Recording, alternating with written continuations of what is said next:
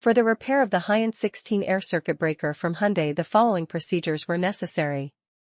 Replacement of various electronic components and internal lubrication and general clean-up of the unit. For testing, we use 220-volt AC power supply. First, we trip the breaker manually.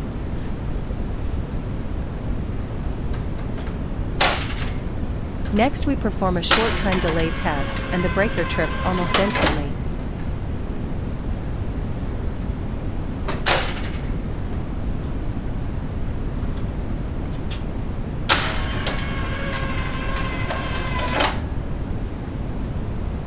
And lastly, we perform a long time delay test and the ACB trips after 60 seconds approximately.